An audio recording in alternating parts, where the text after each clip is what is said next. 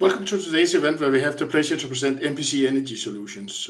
Today's event covering the Q2 result and the expectations for the rest of 24. So help us through today's presentation. We are joined by CFO Stefan Meisner.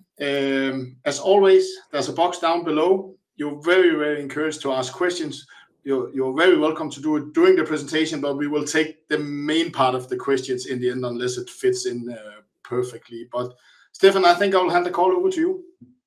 Well, thank you so much, Michael. It's good to be back. Happy to be here presenting our Q3 and year-to-date results, and as you mentioned, also an outlook for the rest of the year.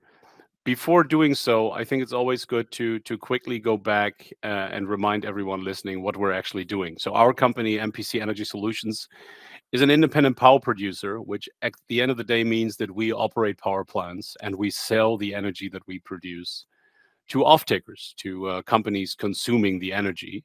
What is important about us is that we are a full cycle independent power producer, meaning we also secure the land that is required to build the power plant, secure all the permits, we actually build the plants themselves, and then we operate them long term, either alone or together with co-investors, with partners. We also focus exclusively on renewable energy. Solar PV is our predominant technology, but we're also open to look into onshore wind projects, and of course, combining those technologies with storage solutions in the future will become relevant. And I think what's I wouldn't say unique, but very special about our company is that we're focused on the area of Central America and the Caribbean. So everything from Mexico down to Colombia and over to Puerto Rico, that is the market that we operate in and that we have operated in since we went public nearly 4 years ago. And what we've been doing since the IPO in 2021 is that we have actually put 5 projects in operation across Mexico, Puerto Rico, Colombia, and El Salvador. And we're currently building our largest project to date, which is a solar PV plant in Guatemala that will ultimately have a capacity of 66 megawatts, so nearly doubling the capacity that we have today. And we expect this project to be connected to the power grid in Guatemala by the middle of 2025. Now, going over to the Q3 results, I think there's a lot of highlights, and we very much continue to tell the story that we've told in Q1, that we've told in Q2 this year, and that we've mapped out, and that is that our energy output, our revenues, our operating profits, everything is up year over year, and at the end of September, we had actually already surpassed the entire results of 2023. You pair that with the lower overhead that we now have, we've been able to cut overhead expenses by 30% year over year. And what you're really seeing is that the scalability of our business, as you connect more power plants, as you produce more energy, you sell more energy, and you keep your costs under control, that your profits are improving as well. And at the moment, we are very much on track to actually deliver a positive EBIT on group level by year end. I think what's also important, especially comparing to the first half of the year, where we had some issues in one of our Colombian projects, we now see that operating margins in these projects are improving again by the measures that we're taking and by the issues that we're fixing. So we're getting much closer to a level where we want to be and leave this let's say, post-operational start issues behind us. And that's very, very positive for us to make that work. On top of that, we've communicated this before. We're in the process of selling some of our projects, especially in Colombia, projects both from our development pipeline and the operational assets. And for the projects in the development pipeline, we actually already signed a binding agreement with a buyer. We hope to close this by the end of the year so that the purchase price will actually be paid to us. And for the operating assets, the 2 larger projects, we've signed non-binding agreements, due diligence is ongoing. It will take more time to sell these projects, but overall, our exit from Colombia is really taking shape. Unfortunately, it wasn't all good news this time. We have some issues or had some issues with our combined heat and power plant in Puerto Rico. It's a relatively small installation where we intended to sell energy from an on-premise plant to a pharmaceutical off-taker. That off-taker has seen very low energy demand year to date, and unfortunately in recent weeks the situation deteriorated very, very quickly, much further, so that we at this time do not see that the situation will improve, and that's why we decided to exit the project for good.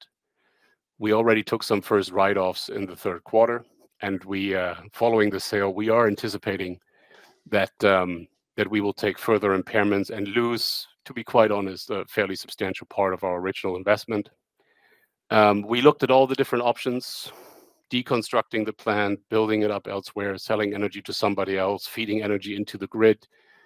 None of that will yield adequate results, so that a sale of the asset where it is right now is actually the best option that we have to get as much of our original investment back, and thereby also boosting our free cash position. I think what's important about this is an isolated event. This does not affect the rest of the portfolio. It doesn't affect any other projects. We do not foresee such an issue or similar issues in any of our other projects. So this is really an isolated event, and as painful as it is and will be, it doesn't affect the rest of the company. Another challenge that we have seen is, even since before the IPO, we have been invested in a project developer from the US called Indholdet Global. They had activities in the Caribbean where we actually partnered with them. That partnership was discontinued a while ago. They also have activities in Africa and Australia, and they're seeing some headwinds in their business, which is why they're now raising additional capital. We decided not to participate in that funding round, and as a consequence, we have to write off part of our total investment. In Q4, we will record that impairment. It's non-cash of around 1.7 million. And once this is done, the remaining investment value that we have in Indholdet Global is around $3 million. Ultimately, we will exit this investment when the time comes, as Indholdet hopefully grows bigger, leaves the headwinds behind, and then ultimately raises additional funding going forward. That's then for us the time to divest entirely, and potentially at a small gain, but ultimately, hopefully not at further losses. Back to something more positive, which are our operating results. I alluded to this in my opening remarks. So energy output is up nearly 40% year over year. This is both a reflection of more power plants being active, but even if you look at a like-for-like basis, power production is also up because we're receiving really good output from our plants, especially in El Salvador and Mexico. Consequently, proportionate revenues is also up significantly, over 40%. We approached the $10 million revenue mark at the end of Q3. We have, of course, now passed that level as we moved into October. And we also see continued improvements to our margins, more than doubling the proportionate EBITDA from our projects, and also moving margins closer to where we want them to be. Our target across the entire portfolio is always around 75%, so we're still a little bit further away from that, but we're getting there step by step. And as I said, we're benefiting a little bit also from higher energy prices in certain markets. So even if you take a like-for-like comparison where you say, okay, only the plants in the months that were operational in 2023, we compare them to this year, both energy output and revenues are also up year over year. If we break this down a little to the individual projects and also provide you an idea about where the difference is between our consolidated results and our proportionate results, which ultimately reflect the economic reality, you can see that especially the projects in Mexico and El Salvador continue to perform well. They contribute most of our energy output, most of our operating results, and also the highest margins. And as I said also before, it's very important that in Colombia we are improving our margins again. You see here one of our Colombian projects, Los Girasoles. It showed an operating margin of 10% in the first 6 months of the year. Now we're getting closer to 40%. We ultimately wanted to get back to 65 to 70%, and we're on track to doing this.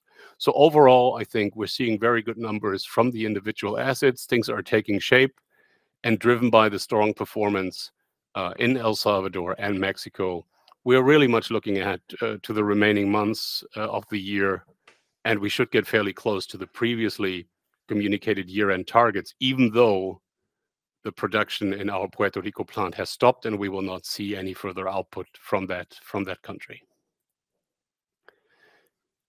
Overheads remain under control. We said at the beginning of the year that we're targeting 1.5 to 2 million in savings, roughly 30% year over year. And as in previous quarters, we remain on track, and we don't see that this will change by the end of the year. So we can expect this level of savings to continue. And as we pay overhead, and we also had to pay some significant taxes in Q3 of this year, we see that our free cash position, which we define as the funds that are actually available for immediate deployment, for projects, investments, for development activities, for group overhead. This number is going down, continues to go down until we have secured cash flows from selling projects, which in part we already expect by the end of the year, and then especially in the first half of next year. And with our lower overhead, this is not a concern. We have a good run rate. There's no need for any immediate actions. The actions that we need to take to boost our free cash position and regain some more flexibility, this is already underway. So there's currently no indication that liquidity will become an issue in the coming months. Moving to our consolidated position, also just to give you an idea. So I think the most relevant aspects here, the gross profit also on consolidated basis nearly doubled year over year in the first 9 months. We are displaying a positive group EBITDA thereby, because we are also saving on overhead. And if I take away the impairment charges that we took to continue to clean up our balance sheet, to continue to reflect the true value of our assets, as you will, we're getting very, very close to breaking even, meaning showing a positive group EBIT on consolidated level. And I think by the end of the year, this will not change, and we're really getting close to the break even on the adjusted group EBIT level. Our balance sheet remains mostly equity financed, still a 50% equity ratio nearly, which is substantially above what our peers have. Naturally, we would like to change that. We would like to put more leverage on our projects and on our balance sheet to return some cash, boost our free cash position. But given the current interest rate environment and some of the projects that are fully equity financed, we simply don't see this happening shortly. But this remains one of the targets that we have. And if we look at EPS year to date, adjusted for FX gains and losses and for the impairment charges, we have improved this compared to the first 9 months of last year. But we are reporting a negative $0.12 per share as of the end of Q3. What does this mean for the rest of the year? We adjusted the outlook basically only to reflect the stop production in Puerto Rico, where we see no more output. The rest of the portfolio is doing fine, but consequently, we are lowering our guidance a little bit from the original 12 million and 8.5 million revenue and EBITDA respectively, now to a range of 11.5 to 12 million revenue and around 7.5 to 8 million in EBITDA, but both at improved margins. And in both cases, we are really targeting the higher end of that range. So the shortfall from the original guidance is not as significant as the range might indicate. And as I said before, with a proportionate group EBIT to be predicted around 4 million, if we adjust this for the impairment charges and with a lower overhead, then we should also be able to report a positive group level EBIT by the end of the year. All that said, I think that, and we've stated this many times before, our portfolio continues to perform well with a few exceptions. We have costs under control, and there's really no reason to overvalue, so to speak, in any assessment, the negative news that we reported this quarter. Our company provides access to clean energy, affordable energy in one of the highest growing regions in the world, Central America and the Caribbean. Our business is highly scalable. We have a strong local presence. We are a recognized company in the area, which provides us access to more projects. And I think our pipeline of more than 300 megawatts substantiates that claim. The existing base that we have offers long-term predictable cash flows. We are approaching the high operating margins that we can expect commonly from these kinds of investments. And we have a strong development backlog. So future growth is also solidified by our ability to scale further once we have rotated assets out of the current portfolio and freed up some cash for future investments. And yeah, Michael, that really concludes my prepared remarks. Thank you. Let's jump to some questions. The first I have, and I as you are a country that you are in a lot of countries, I agree with that. But let's talk a little bit about your off-takers that you have not on the Puerto Rico projects, because that is kind of why you say it's isolated, and it should be. It's between countries and between companies. But can we talk a little bit about the off-takers you have other places? How do you are you constantly evolving that there's no problems there, if you understand? Because then if that's the case, then you are right, it's isolated to one single case. No, absolutely. So in El Salvador, we're selling energy to the, let's say, it's a private power utility that is operating the entire network in El Salvador. It's actually a subsidiary of a US company called AES. And they are fairly stable. I mean, we're monitoring their financial performance. We're in close communication with them. And neither us nor other IPPs in the area have, seen any indication that might change. So that's a very robust, very large company that is operating the power grid in El Salvador and that we're selling energy to. If you go to Mexico, we have actually 34 different off-takers. The biggest one, which we make around 90% of the revenue with, is a cable manufacturer that is mostly active in the automotive industry. The others is a university network in Mexico that is also consuming the power from our plant. And there it's very much the same. Of course, it's a greater diversification. And yes, the, so to speak, dependence on the automotive off-taker is fairly high with 90%. But there we've also been very robust. And this project has actually been operating since 2017. We just bought it in 2022. And during that time, bills have been paid. So there's, at least historically, absolutely no indication that this should be affected. If you go to Colombia, we have different off-takers. For one project, we're selling to an energy trader who just passes this on to its clients. So it's a little bit of a back and forth. And the other is also a privately owned, actually AAA rated by Colombian standards, off-taker similar to what we have in El Salvador, fairly large company, publicly listed, where we have access to their financial information, and we also see no indication that their stability might change. And looking at Guatemala, I think this is by far the strongest off-taker yet. It's one of the largest companies in the country, a sugar and sugarcane processor and sugar refiner called IMSA, more than or almost $500 million in revenues, highly profitable. Of course, the project is not yet online, but we believe that this is so far the financially strongest and soundest off-taker that we have seen in our portfolio. Yeah. So that was a good walk around that. Let's jump into some questions from the board. Is the San Patricio moving ahead as expected, both on time and budget? And where is it in the process right now? Sorry, I lost you there for a moment. Could you repeat that? Yeah, of course I can. Is the San Patricio moving ahead as expected, both on time and budget? And where is the process right now? And where is it in the process right now? Yeah, okay. So last week I got a construction progress report. We are now currently standing at 50% construction progress. All of the equipment is on site. The piles that the modules ultimately will be put on, and you actually see that here in the picture where you see the substructures and then the modules on top. These are already installed, 95%. The modules are on site, so the coming weeks and months will be spent on actual module installation. At the moment, we're, as per the last report, on time and on budget, and we see no reason to change our projected connection date, latest by the middle of next year. Perfect.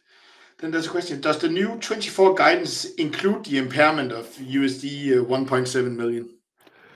No, because we only guide on EBITDA level. The impairment charges are recorded below that.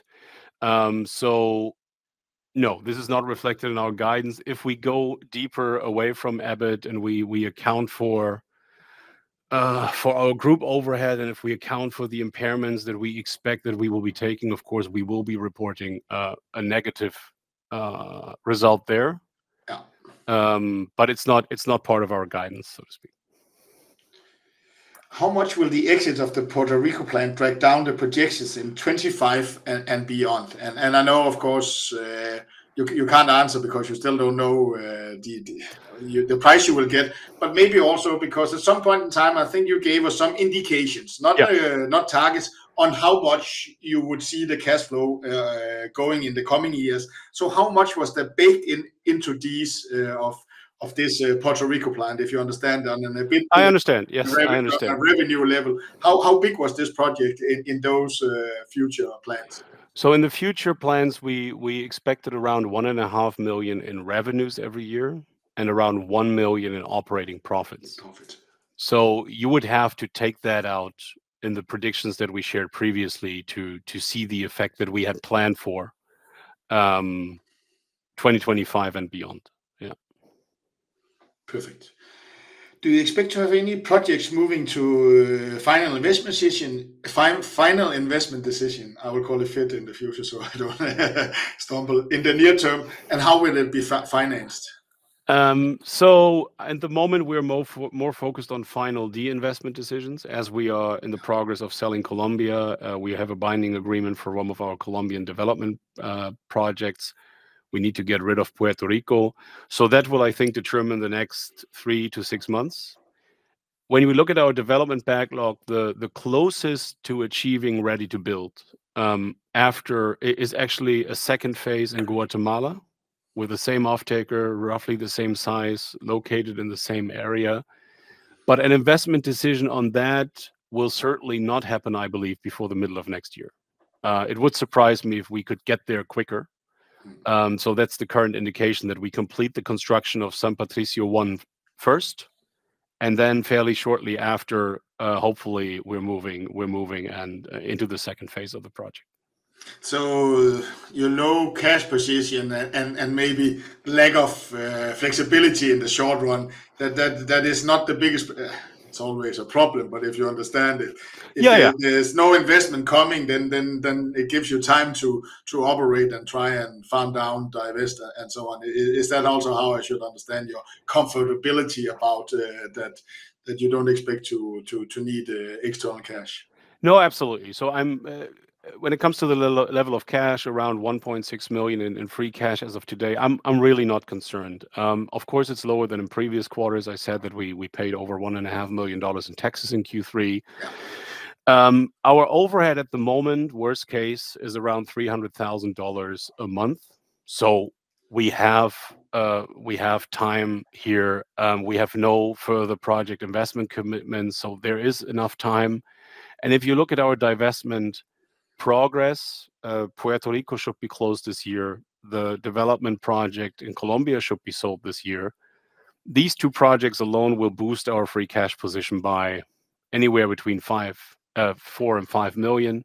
We're also expecting around 300,000 to flow back from us to from one of our operating projects in El Salvador. So even until year end, there are a couple of events that we are planning or expecting to boost our free cash position.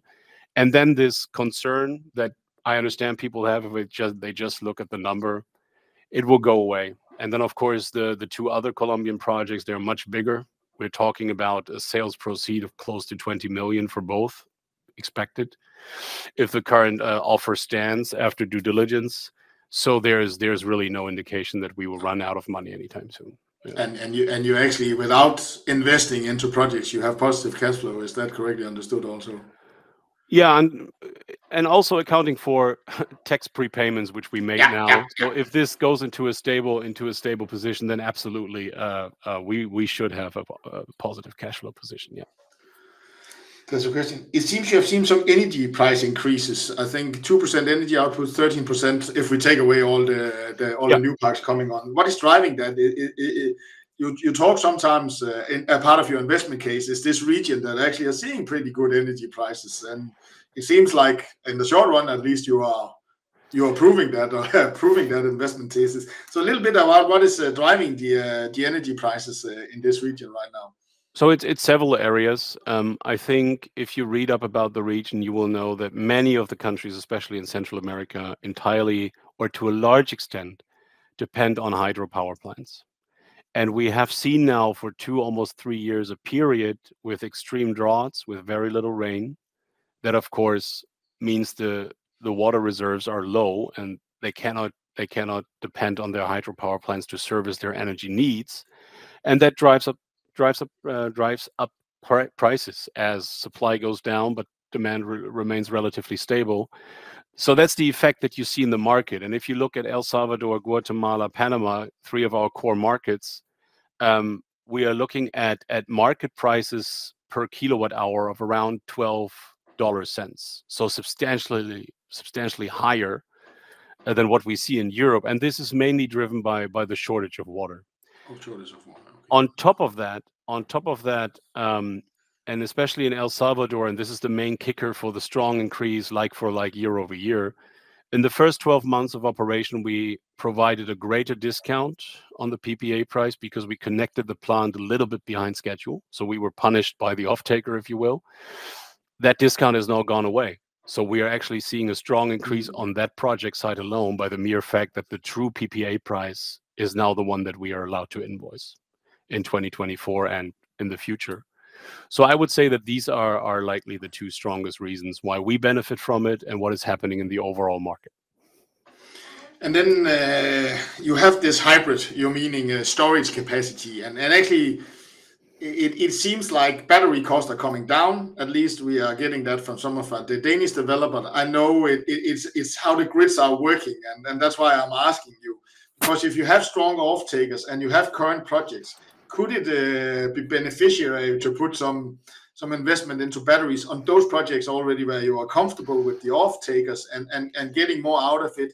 Or are the grid connectivity and the prices for making stabilizing, is that not that attractive in that region as it is in Europe? Because we are hearing a lot of developers of solar parks here in Europe actually starting to see that it gives economic sense to add batteries. I believe that's true regardless of where you are, and this also goes for the region that we're in, especially if you think about the much higher energy prices that we have prevailing in the market and the greater volatility. Having the ability to store energy and more actively use it as a trading mechanism, as a stabilizing mechanism, that should allow you to boost income and profits. So the answer is clearly yes. Storage will always be interesting, and it will benefit both existing installations, new installations, and standalone batteries to stabilize the grid itself. And the grid operators that we know, the off-takers, they're looking into that. Some countries like Guatemala, Dominican Republic, they already have regulations in place to support this kind of development. But I would make 2 statements to maybe lower expectations a little bit. One, as long as we don't see widespread battery installations in industrialized economies, I think convincing these countries to be the guinea pig, so to speak, is not so easy, I think. It might happen. We've seen it. There are projects out there, but I'm just saying, I think when it comes to a new technology, giving the prevailing prices, even if these prices are coming down, Europe, the US, other countries, they need to lead the charge. And of course, what you also need is either a good partner who's able to, let's say, trade the energy that you're storing, or you have the know-how yourself. At the moment, we only partially have that know-how. So this would require us to also make sure that we have the right partners or the right people in place to start this. But it's definitely in the future, and I would say without promising too much, but the next 10 to 20 years, regardless of where you are, storage will be a driving theme in the energy supply. So I was just trying to understand whether there was, and I guess that you have such unstable nets in those countries that it would actually maybe make even more sense than in Europe to put that in and play on the lower prices and the higher prices and so on. So that in your region, at least that is correctly understood. Is that how I should understand it? But of course, your 2 last comment makes a lot of sense. Yeah. Thank you. Perfect. Perfect. I think that was the question, Stefan. Thank you for taking us through your results and the expectation for the rest of the year and answering questions. May everybody have a nice day. Thank you, Michael. Thanks, everybody. Bye-bye.